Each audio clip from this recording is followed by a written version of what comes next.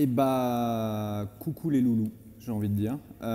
J'espère que vous allez bien après ces 2 jours de PHP intense. Et je suis content que vous soyez là si nombreux, même si vous n'aviez pas le choix. Et donc ça, c'est cool. Quand je suis arrivé ici, enfin je ne sais pas vous si vous faites souvent des events ou des confs, mais à chaque fois les salles ont des noms de personnes. Et c'est assez vexant pour moi parce que 85% du temps, j'ai aucune idée de qui sont ces personnes.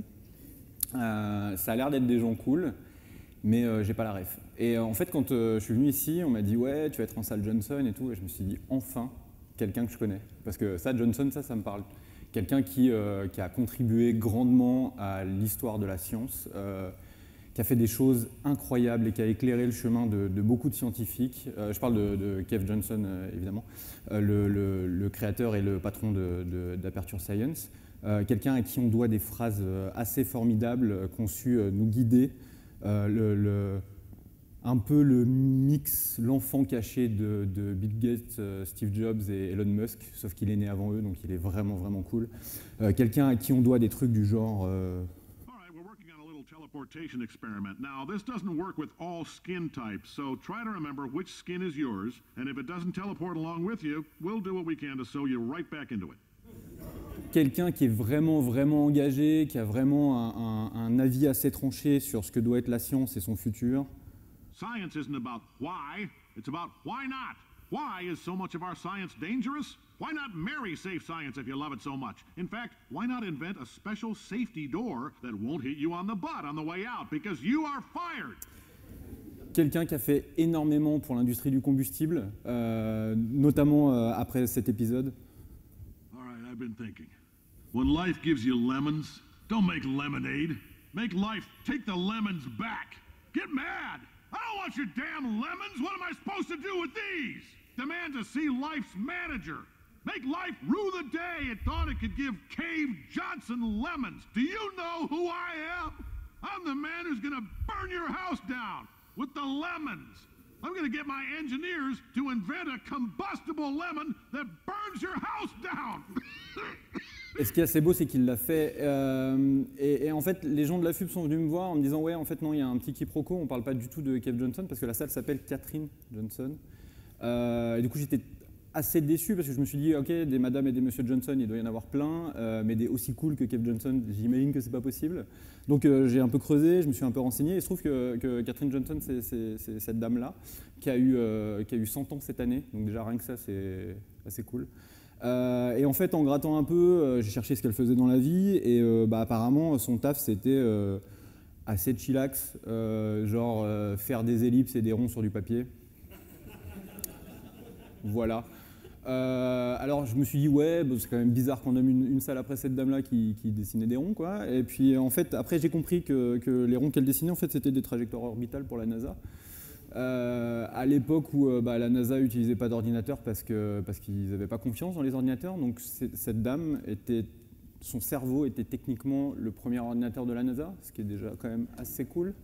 Sans cette dame, on n'aurait pas eu, l'humanité n'aurait pas envoyé des Américains dans l'espace. Alan Shepard, premier Américain dans l'espace, Josh Glenn, premier Américain en orbite, il ne serait pas rentré. Parce qu'on est très très fort à envoyer des trucs, mais pour les ramener, apparemment, c'est pas la même limonade. Du coup, elle a chapeauté Apollo 11. La fois où on a envoyé 3 gonzes faire un barbecue sur la Lune, et on les a ramenés. Ou Apollo 13, la même qu'Apollo 11, mais qui a eu un léger souci technique au milieu, genre un réservoir d'oxygène qui explose en plein vol. Sans ses calculs et sans son travail, on les aurait jamais ramenés en vie. Et du coup, à ce moment-là, je me suis dit, ok, elle est carrément plus cool que Kev Johnson. Pour finir de vous convaincre, une photo super choupie avec le président Obama où ils se font des bisous. Voilà. Surtout l'avantage que Catherine a sur Cave, c'est qu'elle existe. Son travail a vraiment existé, elle a vraiment contribué à la science, contrairement à Kev Johnson qui est un personnage de jeu vidéo. Et c'est assez intéressant parce que c'est ce qui nous amène aujourd'hui, on va parler de jeux vidéo, après la page historique et la page culture. L'idée de ce talk, c'est comprendre ce qu'est un jeu et à quel point les développeurs de jeux sont des pervers narcissiques qui vous pourrissent l'esprit et qui vous font faire des choses que vous ne saviez même pas que vous étiez en train de faire.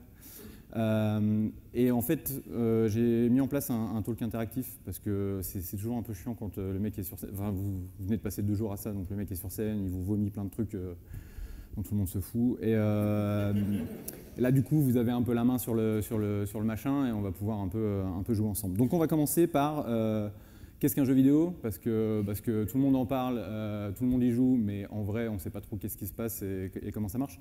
Et du coup, en tant que bon professionnel, je me suis documenté un peu sur le sujet.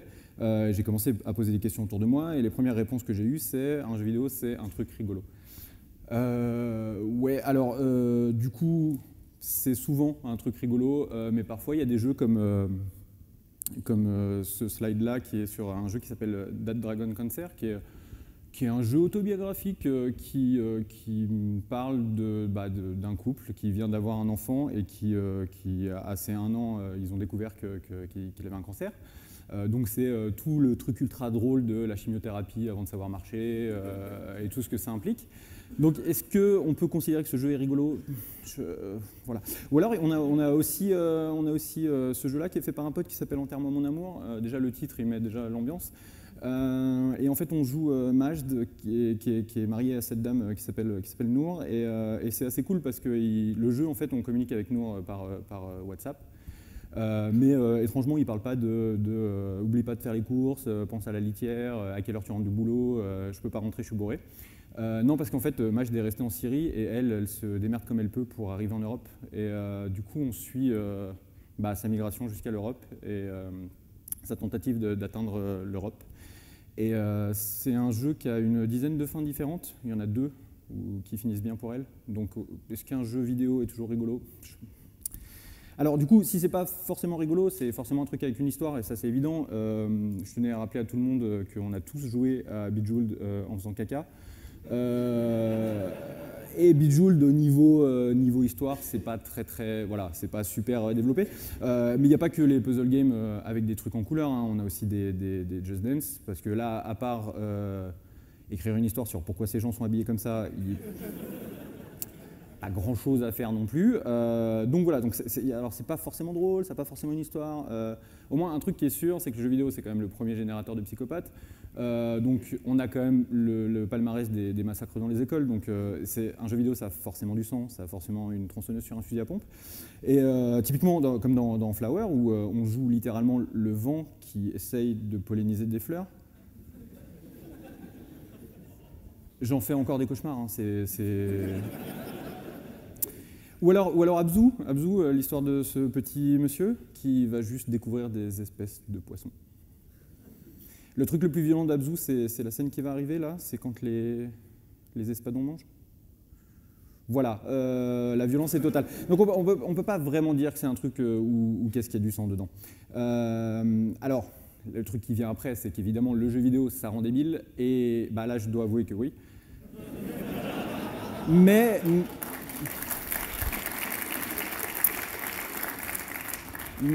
pas tout le temps, parce qu'on a des cas comme Exapunks, donc c'est une conf de programmeurs, donc on parle de trucs de programmeurs, mais Exapunks, typiquement, c'est un jeu qui vous met dans la peau d'un hacker, où vous devez aller faire des braquages de banque et hacker des bases de données et aller défoncer des bases de données, sauf que vous le faites tous les jours en PHP, mais c'est parce que c'est des bugs. Mais là, dans le jeu, ça se tient, en fait. Hein, y a besoin et puis, il n'y a pas une ligne de PHP, donc c'est plutôt cool. Et en fait, sous prétexte de cette narration de hacking, en fait, ce jeu nous apprend juste la logique nécessaire pour apprendre à programmer et les bases de la programmation, donc c'est plutôt cool. Et pareil, Gladiabots, qui est un jeu qui est fait par un pote, qui est fait par un mec tout seul, qui est un jeu qui vous met à la tête d'une armée de robots tueurs. Et le but, c'est de créer une IA suffisamment efficace pour aller défoncer la mouille de l'armée des robots des autres. Et juste avec des petits blocs, en fait, ça vous donne les bases nécessaires pour comprendre comment fonctionne une IA et comment fonctionne la logique derrière une IA. Et donc, est-ce qu'on peut dire que tous les jeux vidéo rendent débiles? Je ne suis pas certain. Alors, par contre, un truc qui est sûr, c'est que c'est forcément plein d'aventures incroyables, parce que les jeux vidéo, c'est fait pour voyager et c'est fait pour vivre une vie formidable et vivre des trucs qu'on ne voit pas du tout tous les jours, quoi. Donc, par exemple, FIFA, voilà, c'est assez extraordinaire hein, quand on y pense, parce que ça nous change vraiment du quotidien. Ou alors des farming simulators. qui nous mettent à la tête d'une petite ou d'une très grosse exploitation agricole, avec tous les jouets qui font poète-poète et coin-coin quand on joue avec. Et en fait, on peut gérer son exploitation, ses fournisseurs, ses transporteurs et tout. Donc, est-ce que c'est un truc qui nous change un peu de la routine? Je ne suis pas certain. Donc, au final, qu'est-ce qu'un jeu vidéo? Je dirais que c'est genre un truc.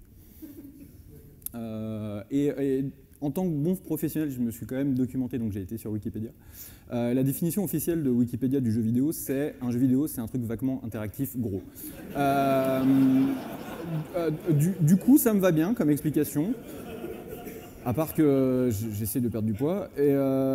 Mais voilà, donc ouais, c'est un truc vaguement interactif. C'est à peu près tout ce qu'on pourrait dire sur le jeu vidéo. Donc j'espère que vous êtes content d'avoir perdu 10 minutes pour cette explication.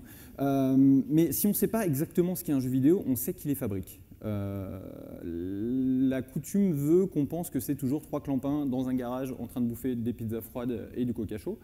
Il se trouve que la partie pizza et coca est véridique. La partie 3 clampins dans un garage, c'est plus un open space avec 200 personnes. Du coup, la réponse à cette question de qui fabrique les jeux vidéo, c'est celle-ci. C'est beaucoup trop de monde. Parce qu'il faut énormément de talent pour faire, pour faire un jeu vidéo. Et quand on parle des très gros jeux auxquels vous jouez probablement, des Assassin's Creed, des GTA et des trucs comme ça, c'est 200 à 1000 personnes qui bossent entre 3 et 10 ans pour faire un truc. Donc ça fait beaucoup de monde. Dans les grandes familles, évidemment, on a les artistes, aussi connus sous le nom des mecs qui débordent pas trop quand ils colorient. Mais c'est une très grande famille avec plein de talents différents. Il y a des artistes pour à peu près tout, des artistes environnement, des artistes interface, des concept artistes, tout ça. On a des game designers, et c'est pas parce que c'est marqué designer dedans qu'ils sont graphistes. Chez nous, les designers, c'est les mecs qui chapeautent un peu le machin, qui définissent les règles, combien de munitions a cette arme, combien de cases peut sauter ce personnage. Et c'est pareil, c'est une famille qui est assez énorme parce qu'on a des narrative designers, on a des level designers, on a des designers économiques, donc il y en a un peu pour tout le monde. Évidemment, il y a des programmeurs, physique, rendu, réseau et tout ça, des sound designers parce qu'il faut bien des bruits de poète-poète dedans, ceux qui font les effets, la musique, les voix, tout ça. Et tous les autres métiers que vous ne connaissez pas et dont vous n'avez rien à foutre. Genre les producteurs, par exemple, les gens du market qui prennent beaucoup trop de drogue, les gens de la com, tout ça. Et du coup, pour faire un jeu vidéo, ça demande vraiment beaucoup trop de monde. Et juste pour info, il y a quand même des petites équipes, genre les équipes indépendantes, qui sont entre 1 et plus, et qui doivent gérer tous ces talents qu'on vient de voir là à 1 ou plus. Et du coup, ça demande un peu d'effort et parfois on est obligé de bosser. Du coup, ces gens-là font des jeux vidéo. Mais le seul point commun qu'ils ont ensemble, c'est qu'ils sont tous des pervers narcissiques.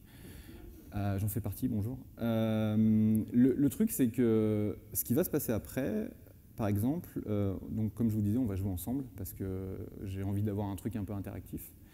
Et l'idée, c'est que je vais vous proposer 4 jeux, des séries de jeux par 4.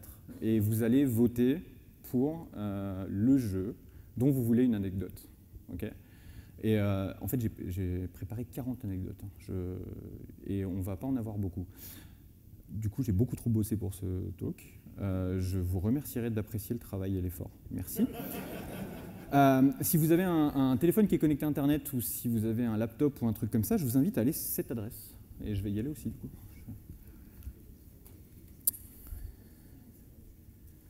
Paf, paf. Improvisation totale, hein, on est d'accord. Espérons que ça marche.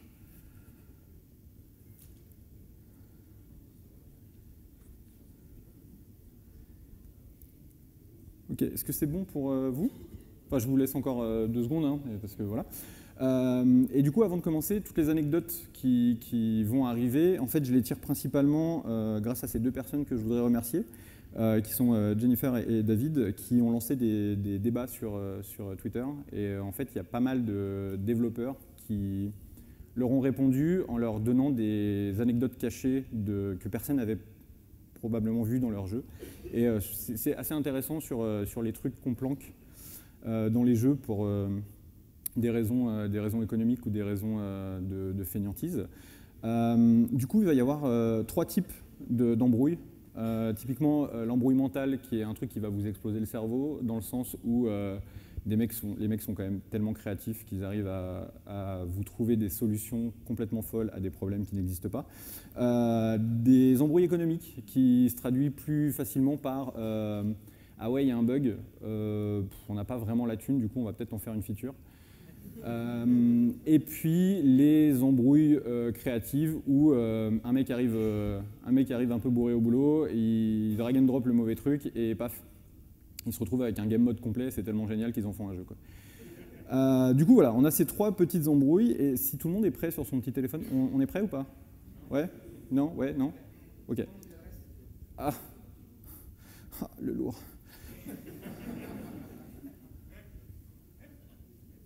Est-ce que c'est bon?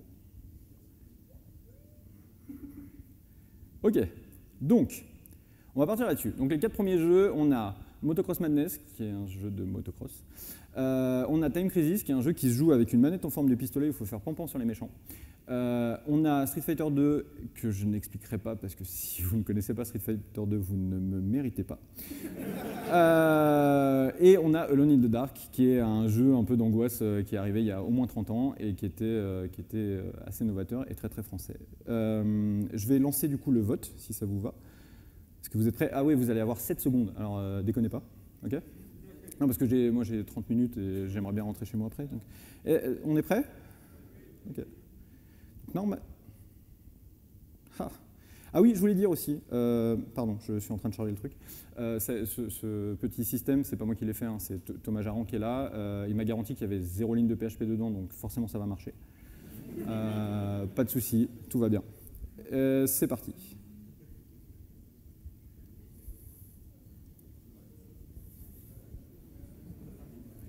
Et c'est fini. Ah, ok, ok. Donc on a Street Fighter 2, je vous remercie du coup, parce que ça m'arrange. Alors, Street Fighter 2, hop. Tac. Street Fighter 2, c'est assez cool, parce qu'on ne se rend pas compte de ce que ça a apporté à l'histoire du jeu vidéo. Quand les gars ont développé Street Fighter 2, ils se sont retrouvés avec un bug au milieu du jeu. C'est qu'ils se sont rendus compte que si on faisait un certain enchaînement de coups avec un timing suffisamment précis, bah, c'était impossible de parer pour l'adversaire. Et en fait, ce truc-là, on a commencé à l'appeler un combo. Donc c'est une suite, un enchaînement bien timé qui est imparable. Les mecs ont inventé le combo suite à un bug. C'est qu'il y a un moment, ça leur a coûté trop cher de débugger ce machin qui n'était pas du tout prévu dans le design, qu'ils en ont fait un jeu complet. Et à partir de ce moment-là, tous les autres jeux de baston qui sont sortis et qui intégraient des systèmes de combo, c'était uniquement pour faire comme eux. C'est cool ou pas? Voilà. Alors, qu'est-ce qu'on a ensuite? On a Everybody's Golf, qui est un jeu mignon de golf. On a Super Mario Bros 3D World, qui est un Super Mario vraiment très cool, avec des petits chats dedans.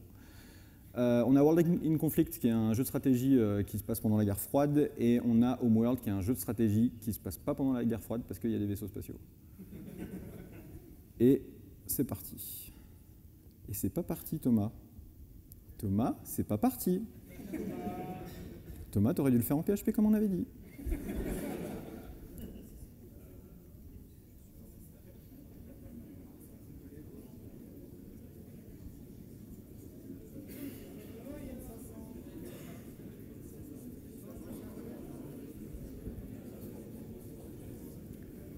Est-ce que vous avez pu voter ou pas?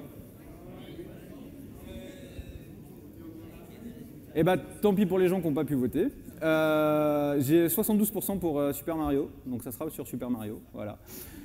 Super Mario. Ce qui est rigolo avec Super Mario 3D World, c'est ce que je vous disais tout à l'heure, c'est qu'il y a un mec qui est arrivé un matin bourré au taf et qui a drag and droppé un Mario dans la scène pour tester le jeu. Et en fait, il s'est retrouvé avec 2 Mario dans la scène, parce qu'il y en avait déjà un. Et il a trouvé ça tellement cool qu'il a construit un niveau autour de ça. Et sa direction a trouvé ça tellement cool qu'ils en ont fait un game mode complet dans le jeu. Et du coup, ils ont livré ça, alors qu'à la base, c'était juste l'erreur d'un designer qui n'avait pas forcément été très attentif à son travail. C'est quand même cool, le jeu vidéo. Ok, la suite. On a Fallout 2. On a Fallout 2 qui est un jeu de rôle post-apocalyptique qui tend de plus en plus au récit d'anticipation. On a Bionic Commando qui est sur un monsieur qui est commando et qui est bionique. C'est un jeu de plateforme avec un mec qui a un grappin à la place du bras. On a Mirror's Edge qui est un jeu de parcours à la première personne et on a BioShock qui est un jeu super anxiogène qui se passe dans une cité sous-marine qui est restée bloquée dans les années 60 où il y a un peu d'Estrum et ça fait quand même un peu peur. Allez, Thomas, on s'accroche. Hein. Thomas, ça ne marche pas. Je voulais remercier Thomas d'avoir gâché cette conf. C'est parti. Et j'espère que c'est... Ok, c'est serré, je comprends. Très bon choix au passage. BioShock. Ok, BioShock, ce qui est juste intéressant de voir, donc c'est un jeu de tir à la première personne, même si là on a une clé à molette. Ce qui est cool, c'est pas les premiers à l'avoir fait, mais c'est ceux qui l'ont le mieux fait. Dans BioShock, tous les ennemis qui vont vous tirer dessus, les premières balles vont toujours vous rater. Toujours. En fait, c'est pour donner un sentiment de puissance aux joueurs, parce qu'on a vraiment envie de vous faire croire que vous êtes bien plus malin que ce que vous êtes. Et en fait, c'est pour leur donner une chance de répondre et de gagner le combat sans avoir perdu un seul point de vie. C'est cool ou pas? Ouais. Ok, passons à la suite. On a quoi d'autre? On a Jak and Daxter, qui est un vieux jeu de plateforme aventure auquel vous avez peut-être joué, parce que c'était sur PS1 ou PS2, je crois, et qui était vraiment cool. On a Top Spin 3, PS2, ouais. On a Top Spin 3, qui est une simulation de tennis que je connais très très bien, parce que je travaillais dessus. On a Viva Piñata, qui est un jeu de gestion très mignon, où en fait on a un petit jardin, et il faut aller cultiver les bons trucs pour attirer les piñatas sauvages pour essayer de les apprivoiser.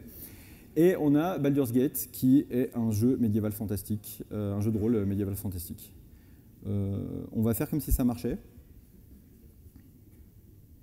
Oh!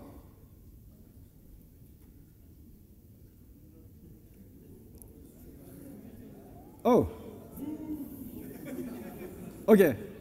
Non, Jak and Daxter. Alors pour le coup, Jak and Daxter, c'est mon anecdote préférée de toutes celles que j'ai préparées. Parce que c'est tellement de la connerie. Allez, hop. Jak and Daxter, donc c'est un jeu d'aventure qui se passe dans un monde un peu ouvert, un peu grand. Et en fait, il y a parfois le personnage trébuche et tombe et met 3 secondes pour se relever.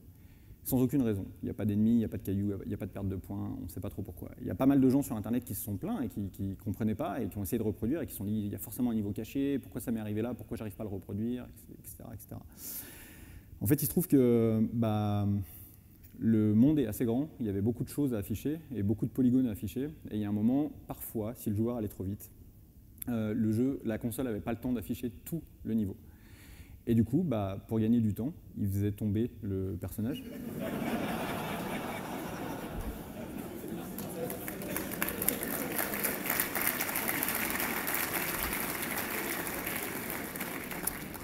Parce qu'à la limite, optimiser, c'était peut-être trop difficile. Ok, à la suite. On a Startopia, qui est sans doute un jeu que vous ne connaissez pas, mais qui était incroyable, qui est un jeu de gestion de station orbitale où il y a des aliens malades qui viennent vomir chez vous. C'était assez génial. On a Flight Simulator 10, qui est un jeu d'avion. On a Mortal Kombat, qui est un jeu de baston, qui est un peu sanglant. Et on a Earthworm Jim, qui est un jeu de plateforme incroyable, complètement génial. Et j'espère que vous y jouerez un jour si vous n'y avez jamais joué. Et je vais lancer le vote. Et c'est parti.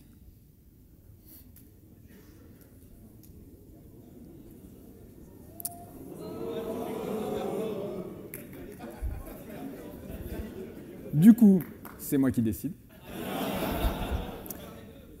Non. Et moi j'ai un train à prendre. Non, et Mortal Kombat, parce qu'elle est vraiment très très cool. Mortal Kombat 2, dans Mortal Kombat 2, ok. Il y avait, attendez, je vais juste mettre Mortal Kombat. Hop. Dans Mortal Kombat 2, dans les options, il y avait un truc qui s'appelait Airmac. Okay, et personne ne savait ce que c'était. Les joueurs n'ont pas compris ce que c'était et la presse s'est emballée là-dessus. Parce qu'il y avait une option qui s'appelait Airmac. Et ils se sont dit, c'est forcément un personnage caché du jeu ou un personnage qui a été développé pour le jeu mais qui n'a pas été fini. Et ils ont écrit des histoires incroyables sur Airmac. Incroyables. Il se trouve que Airmac, c'était l'acronyme de Error Macro Diagnostic System. Et en fait, Airmac n'a jamais été un personnage de Mortal Kombat, ça n'a jamais été prévu, c'était juste un mode debug que les développeurs ont oublié d'enlever quand ils ont shippé le jeu. Et la presse a tellement fait d'histoire autour d'Ermac que quand les mecs ont fait Ultimate Mortal Kombat 3, ils ont créé un nouveau personnage qui est un clone de Scorpion en rouge qui s'appelle Ermac. Easy money. Ok, la suite, on va aller vite parce que je vais finir par être en retard. On a Army of Two qui est un jeu de shoot coop. On a Guitar Hero qui est un jeu de rythme incroyable avec des guitares en plastique. On a Fight Night qui est un jeu arcade simulation de boxe. Et on a Columns qui est un très très vieux jeu, un très très vieux puzzle game, très très cool. Accrochez-vous, c'est parti. Et j'espère que ça sera Guitar Hero. Ok, Guitar Hero, très cool. Seul slide avec de la musique.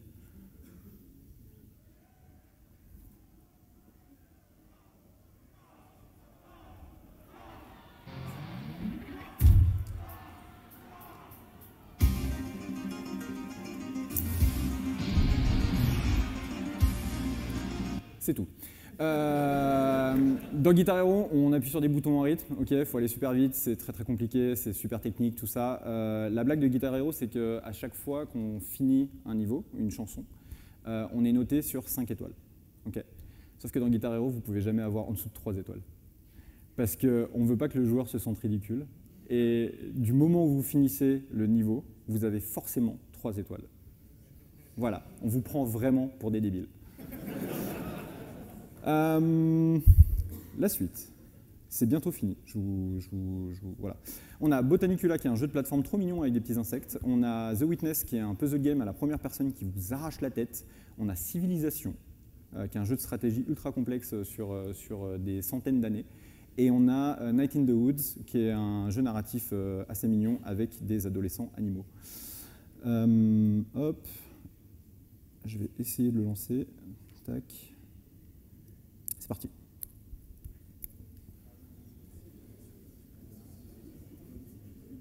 Et c'est évidemment Civilization, évidemment, et je vois que vous avez bon goût. Et celle de Civilization est vraiment cool dans le sens où dans Civilization, on peut jouer un personnage célèbre et quand on joue les Indiens, on a Gandhi. Et en fait, tous les personnages dans Civilization commencent avec un niveau d'agressivité. Ils ont tous un niveau d'agressivité. Gandhi est super pacifique, il a 0 en agressivité. Il est pacifique à donf. Et le truc, c'est que dans Civilization 2, il y a eu un petit bug. C'est qu'en milieu de partie, tous les personnages perdent 1 point d'agressivité. Et du coup, c'est calculé entre 0 et 255 pour des raisons qui sont évidentes. Et il se trouve qu'il y a eu un léger overflow. Ce qui explique pourquoi, en milieu de partie, Gandhi développe la bombe nucléaire et vous la fout sur la tronche.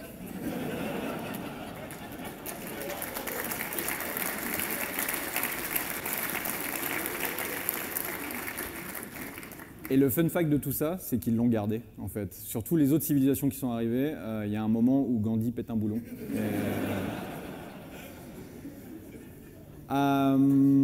Ok, la suite. La suite avec des jeux voilà.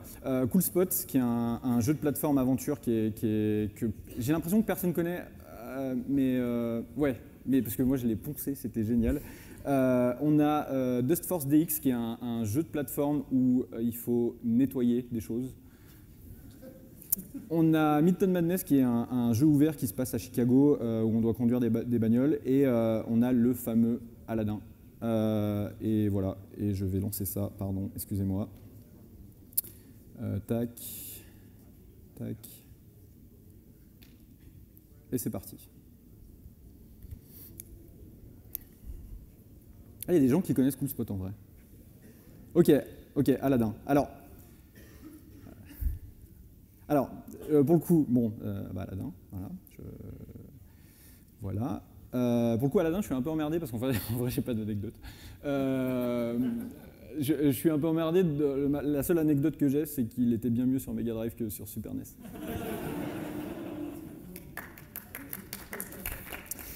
Merci, ça s'est sauvé. Ok, on va passer vite à la suite.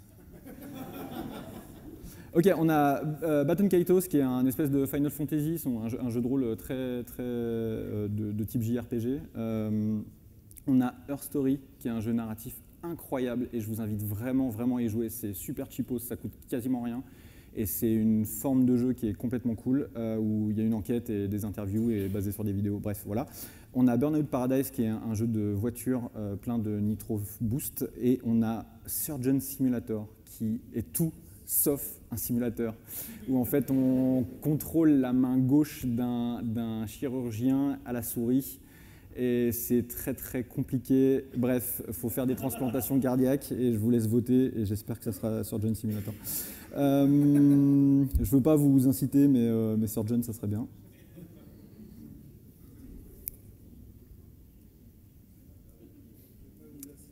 Je ne veux pas vous inciter, mais vous avez très bon goût.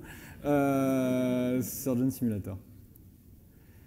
Donc voilà, Surgeon Simulator, c'est ça, hein, c'est très très goofy, et il faut faire des transplantations cardiaques avec ça.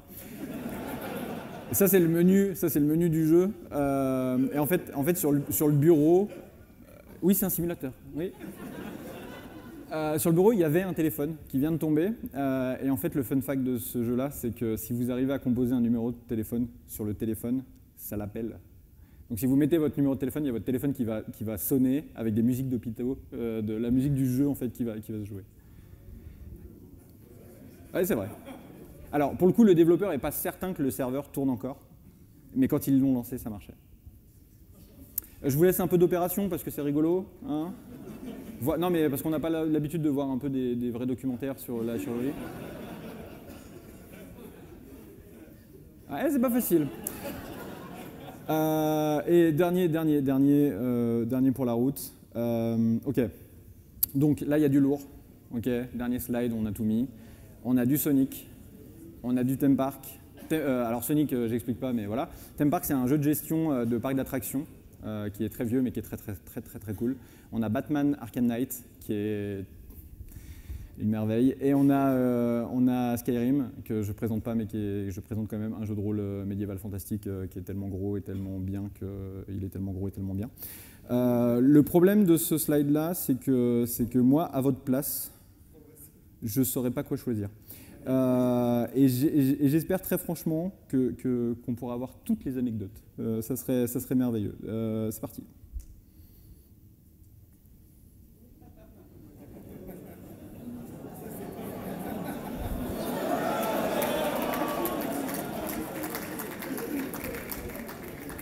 Et en fait, c'est tellement facile de vous manipuler et de vous faire croire que vous avez le contrôle sur des choses qu'on fait ça tout le temps.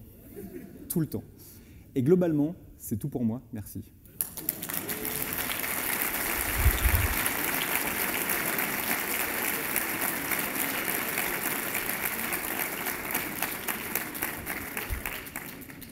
Les crédits.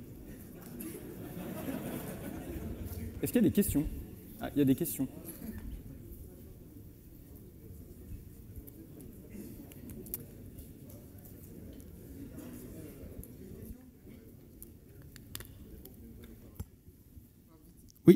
Bonjour. Est-ce qu'on a réellement voté sur les slides précédentes ou c'est que la dernière qui était vérolée? Il n'y a aucune des slides sur lesquelles vous avez voté.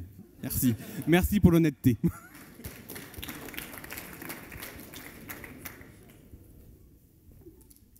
Non, c'est bon, tout le monde veut des tests, on est bien? Ça me va. Allez, merci. Bah, merci à vous.